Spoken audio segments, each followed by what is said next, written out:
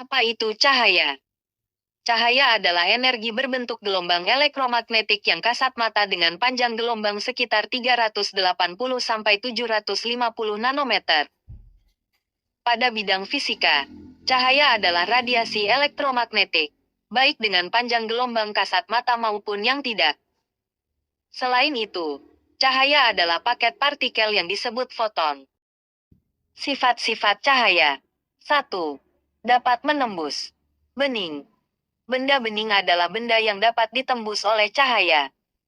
Contoh benda bening antara lain kaca, mika, plastik bening, air jernih, dan botol bening. Sifat cahaya yang dapat menembus benda bening, memungkinkan cahaya matahari dapat menembus permukaan air yang jernih, sehingga tanaman yang hidup di dasar air dapat tetap tumbuh dengan baik. Sifat cahaya yang dapat menembus benda bening ini dapat dimanfaatkan orang untuk membuat berbagai peralatan misalnya kacamata, akuarium, kaca mobil, dan termometer. 2. Dapat merambat lurus. Cahaya akan merambat lurus jika melewati satu medium perantara. Peristiwa ini dapat dibuktikan dengan nyala lampu senter yang merambat lurus. Cahaya yang merambat lurus juga dapat kita lihat dari berkas cahaya matahari yang menerobos masuk melalui celah genting maupun ventilasi akan tampak berupa garis-garis lurus. Kedua hal tersebut membuktikan bahwa cahaya merambat lurus. 3. Dapat dipantulkan.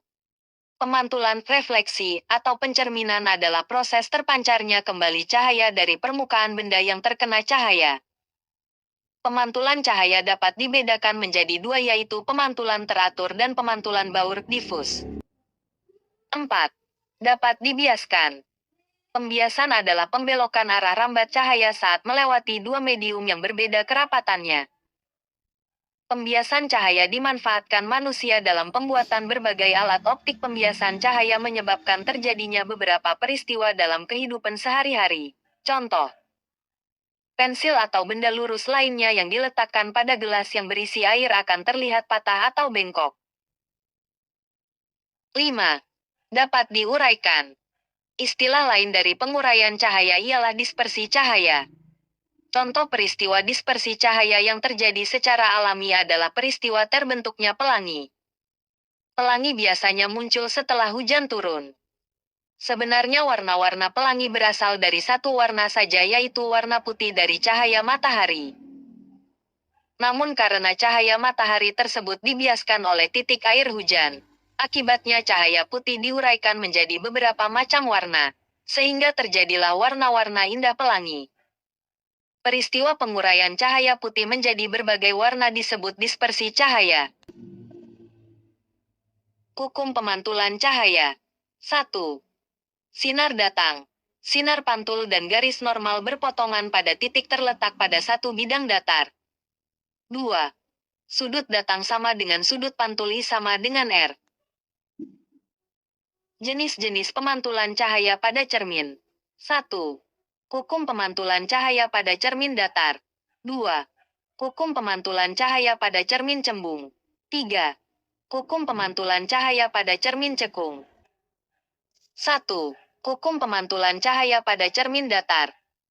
Hukum pemantulan cahaya di cermin datar adalah, sinar datang akan dipantulkan dengan besar sudut pantul sama dengan sudut datang. Sinar yang datang tegak lurus cermin akan dipantulkan tegak lurus cermin. Bayangan yang terbentuk pada cermin datar sifatnya yaitu sama besar, tegak, arah bayangan berkebalikan, maya, dan jarak bayangan ke cermin sama dengan jarak benda ke cermin. 2. Hukum pemantulan cahaya pada cermin cembung. Cermin cembung bersifat menyebarkan cahaya, divergen. Dalam cermin cembung, berlaku 3 sinar istimewa yang membantu menentukan sifat bayangan. Sinar yang datang sejajar sumbu utama akan dipantulkan seolah-olah berasal dari titik fokus.